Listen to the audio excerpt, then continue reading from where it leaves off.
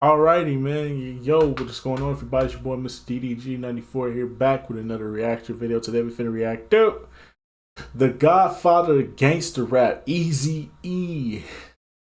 Without further ado, man, most definitely, happy birthday to motherfucking Eazy-E. Shout out to my Virgo brethren, Virgo gang in the building. You already know. Without further ado, man, let's get right into this. Eric Lynn Wright, better known as Eazy-E, was born in 1964 in the dangerous streets of Compton, California, that had a reputation for high crime rates and gang culture in the area. Due to the fact in the 1970s, Compton was decimated by gang wars between the Bloods and the Crips, with sets fighting over territory, drugs, women, and money. With Eazy-E seeing all this going on, he would adapt to his surroundings, with Eazy-E always wanting to be larger than life. He knew he would have to do some extraordinary things to get him and his family out of the predicament they were in. With his parents being two working class individuals, with his father being a postal worker and his mother working with the school board, it was enough to maintain, but not enough to get ahead in life. Even Eazy-E at first was trying to work regular jobs as a teen, but he just couldn't stand working for somebody else and having to adjust his schedule to a job. So Eazy would start hustling on the streets as a teenager, getting introduced to the game by his cousin, Horace Butler, becoming a runner at first for his cousin. For you guys who don't know what a runner is, it is somebody who delivers goods to customers on a dealer's behalf. As a young teenager, Eazy-E would experience a lot of trials and tribulations while in the streets, from seeing friends and family get murdered to getting harassed by the police. By the time Eazy-E got to the 10th grade, he figured there wasn't no point to even go to school due to how busy he was getting in the streets, and he didn't see his future involved in school anyways, so he would drop out. During his time in the streets, Eazy-E would amass a large fortune selling narcotics in the Compton area, with allegedly him making over $500,000 dealing drugs by the time he was in his early 20s. Moving up from runner to becoming one of the biggest wholesalers of coke in Compton, selling the majority of his work to the Crip sets of the surrounding area. But everything would change when Eazy-E's cousin who introduced him to the game would be murdered, and it would cause Eazy to realize he can't live this life forever. Eazy would decide to start making his way into the music industry via hip-hop. And at this time, hip-hop was just beginning to gain notoriety in the West Coast, beginning in the 70s with artists like Uncle Jam's Army and the world-class Wrecking Crew. In the mid-80s, Eazy-E would begin his journey, setting up a studio in the garage of his parents' home and using it as a launching pad to get things started. This is where Dr. Dre would come into the fold. Dr. Dre at that time was a popular DJ in Compton and was in a group called World Class Wrecking Crew, an electro group consisting of members Dr. Dre, DJ Yella, Clientele, and Alonzo Williams. And Dre and Eazy-E already knew each other due to them growing up in the same neighborhood, with Dre starting to get to know him more personally due to him periodically recording tracks in the garage of Eazy-E's parents' house. But in his early years, Dr. Dre would stay in trouble with the law, boiling over to where Dr. Dre would be arrested for thousands of dollars in unpaid parking tickets for his Mazda RX-7. This will happen a lot with Dre, which in cause will have him be in a lot of debt to world-class Wrecking Crew leader, Alonzo Williams, who would bail Dre out every time he got in trouble. But this last time, Alonzo Williams had enough of bailing Dre out. With Dre having nobody else to call, he would call Eazy-E to pay the $900 bail. Eazy-E would bail Dre out, but with a proposition, and that's if Dre produced a couple tracks for Eazy as part of his repayment, and Dre would agree to the deal. Dr. Dre was essential in the beginning due to the fact Dre had experience in the music industry to a certain extent with being in the world-class Wrecking Crew, and he knew how to properly mix, master, and produce a track for Eazy. With a deal in place, Dre told him that he was already working with a group with Ice Cube called HBO out of New York, and asked Eazy-E how he felt about investing into the group. Eazy-E would agree and put the money up to record at a real studio and see how things turned out, with intentions of pushing this group to the masses if all went well. Dre would also bring along Arabian Prince, who was a solo artist in his own right, around to studio sessions, building a family atmosphere at the beginning of it all. A couple songs would get recorded during this process period, but while in the studio one day, HBO wouldn't perform the lyrics that Ice Cube had wrote for them, with the song being titled Boys in the Hood, with the group feeling the lyrics was whack, which in cause would start an argument between everybody at the studio, forcing Eazy to record the song himself, since Ice Cube couldn't record because he was already a part of a group. Eazy-E would lay down the vocals for the track called Boys in the Hood, and Dre would realize they have created a star, with Eazy-E exceeding expectations, and the song would turn out to be a hit. Through the next couple of months, Eazy-E, Dr. Dre, and Arabian Prince would sell records out the trunk of their cars and swap meets to make money at the beginning, with Eazy and Dre getting the song to be played on the local radio station called 1580 K-Day, and it would go #1 on the radio station for multiple weeks. But with all the success, Eazy wanted to become bigger and actually get some real distribution behind them. This is where Jerry Heller would come into the picture. Heller and Eazy would first meet in the summer of 1987 in the offices of Macola Records. Alonzo Williams would set up the meeting between the two. Alonzo knew Heller because Heller was managing the world-class Wrecking Crew and managing the group CIA. Eazy would then play a couple tracks for Heller, but Boys in the Hood would catch Heller's ear, who would be impressed with the song. And from that point on, Heller and Eazy would become business partners, officially creating Ruthless Records. Heller would front $250,000 of his own money to begin the label. In exchange, he was given a 20% cut from all of Ruthless Records' profits, but Eazy still owned the business entirely himself. With this new deal in place, Eazy-E would have a talk with Dre and Arabian Prince to start a group under his newfound label, with all parties in agreement. Dre would recruit Ice Cube to join with them, forming the first formation of NWA in early 1987, with MC Ren and DJ Yella joining later on that year. With Eazy being cool with Ren in the streets and DJ Yella already being a close confidant to Dr. Dre, being in a world-class wrecking crew with him. The group would immediately get to work, officially releasing Eazy-E's first single titled Boys in the Hood on March 3rd, 1987, with the song becoming a major success on Billboard, peaking number 50 on the Billboard Hot 100. Leading to the group NWA being a part of the compilation album NWA and the Posse, which was really a bootleg according to Arabian Prince. With the album re-releasing NWA and other local underground West Coast artist songs all on one project through Macola Records.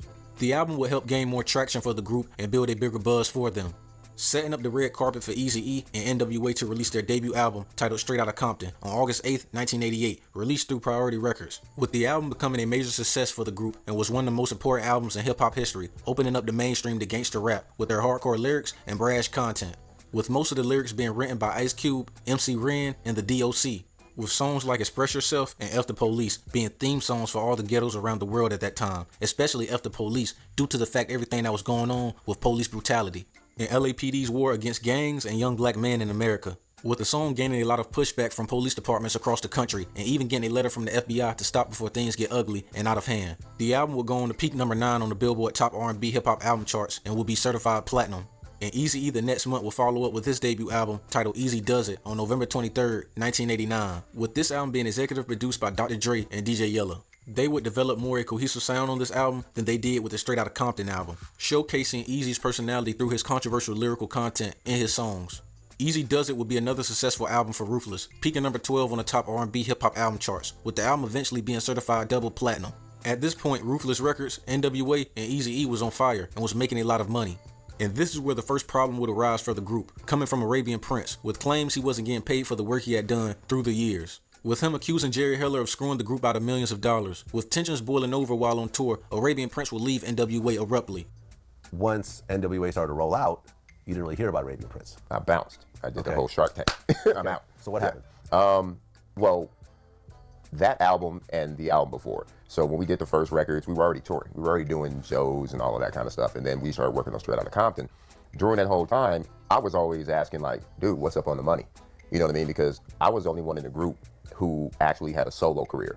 Dre and Yella were under the Wrecking Crew. They never took care of business, but I did my own business on my record. So I knew what royalties were, how much we should have been getting. And that first NWA thing blew up. You know what I mean? And I'm like, where's all that money? And every time I would ask, oh, talk to Eazy, oh, talk to Jerry, we would never see that money. And it went on and on and on. So eventually I'm like, man, as a solo artist before, I stopped making my own records to do this group thing. It blew up, it was blowing up. We're not making money and we got hits. I made more money as a solo artist because at least I was getting my money direct. I might not sell 1 million copies, but all the money was coming to me. And I can't even get enough money to pay my rent or to pay my car payment because I got to go through these hoops back and forth and, you know, with Jerry and trying to figure out what was up with our money.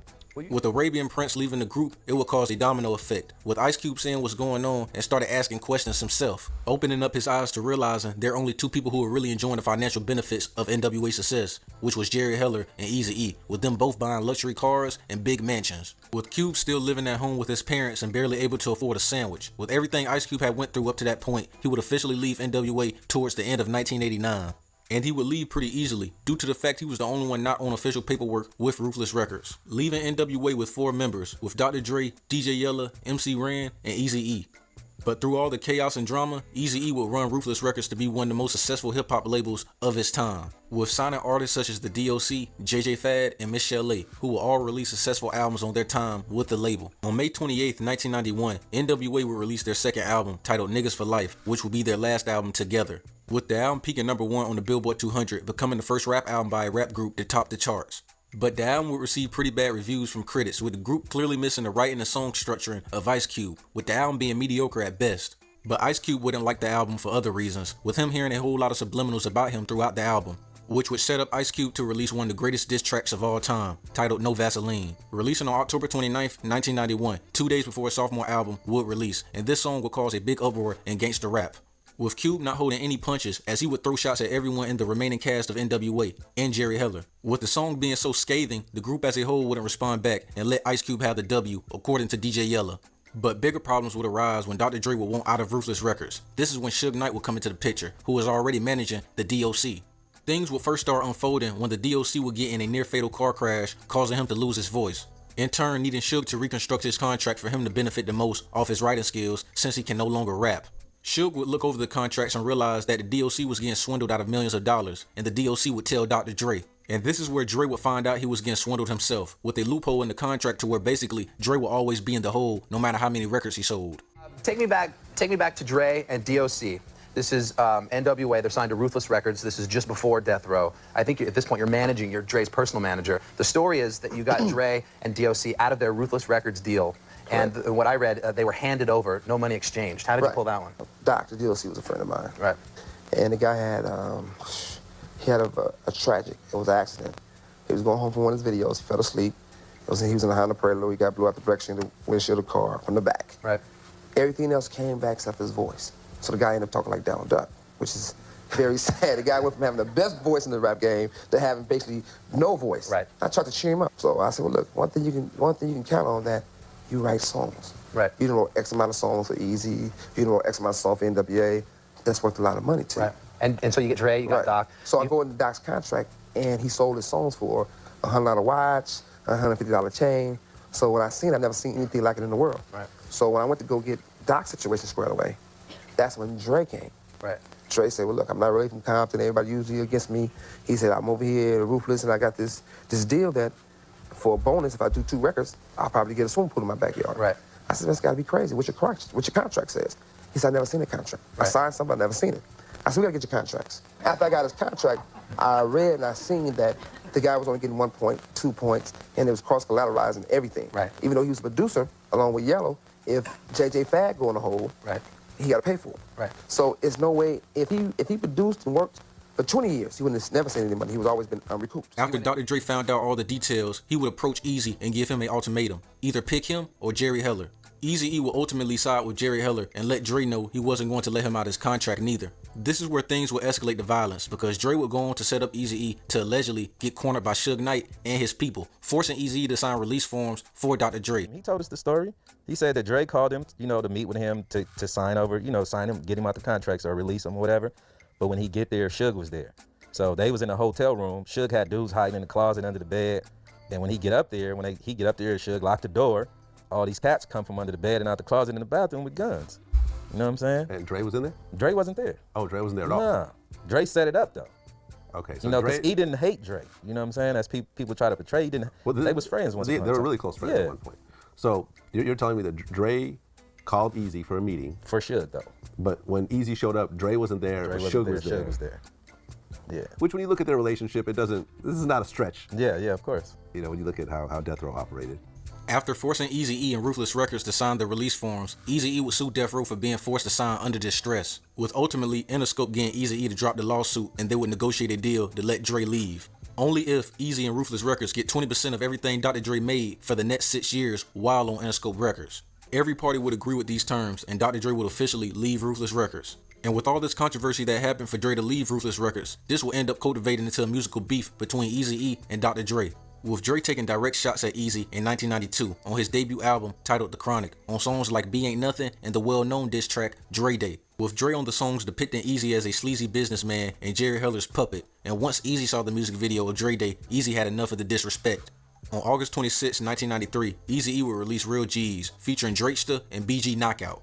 And the song would attack Dre's street credibility, with Eazy in the song claiming Dre was never a real gangster and used to wear dresses and used to be a dancer when he was in a world-class wrecking crew. And Eazy will also expose to the public that every time you heard the song Dre Day, it was only Eazy's payday. The song will also be a success, with the song peaking number 42 on the Billboard Hot 100. The two would drop a couple more diss tracks dissing each other and taking slick shots in interviews, with Eazy-E releasing an EP dissing Dre titled His Own Dr. Dre 187 Killer. The EP would become a success, with the EP selling 110,000 copies in its first week, and it peaked number 5 on the Billboard 200. But ultimately, the beef would die out and everybody would slowly start minding their own business and stop taking shots at each other on wax. In late 1994, Eazy-E will introduce the world to the group Bone Thugs and Harmony, with them releasing their first EP titled Creepin' on a Come Up, with the EP being a moderate success, peaking number 12 on the Billboard 200. But unfortunately, this would be the final major event in Eazy-E's life, because on February 24th, 1995, Eazy-E would be admitted to the Cedar Sinai's Medical Center in Los Angeles with complaints of a violent cough. When he would get there, he would find out he was diagnosed with HIV/AIDS. He would announce this publicly on March 16th, 1995. It's still up in the air how he contracted the infection, even up to this day. With some alleging it was from another woman while being intimate, up to Suge Knight having something injected inside of him. 10 days later after the announcement, he would pass away from it. He was only 30 years old. He would die with an estimated net worth of $50 million. On April 7th, 1995 at Rose Hill Memorial Park in California, over 3,000 people would attend the funeral. Only DJ Yeller from the original NWA crew would show up to his funeral, which was very telling. Eazy-E will leave a lasting impact not on just hip-hop, but the whole music industry forever. With everything he ever touched becoming successful, from his days on the streets of Compton to becoming one of the founding fathers of gangsta rap. Rest in peace, Eazy-E. Until next time, luxury intent. Alrighty, man. That's just gonna about do it for this one, most definitely, man. Yeah, man. It's sad that Eazy-E and them never got to really rectify their differences and, you know, make another NWA song or album. You know what I'm saying? Sad that we never got the chance to enjoy that. So yeah. But anywho, that's just gonna about do it for this one, man. I will see you all in the next video. Once again, RIP to Eazy-E, and also happy birthday to Eazy-E. Shout out to my Virgo brethren, Virgo gang. We in the building. It's our season. We up right now. You know what I'm saying? Fuck these other horoscopes, these other signs out here. Y'all ain't fucking with us. Don't even attempt it. So, yeah, that's just gonna about do it for this one. But I will see you all in the next one. Till then, peace out.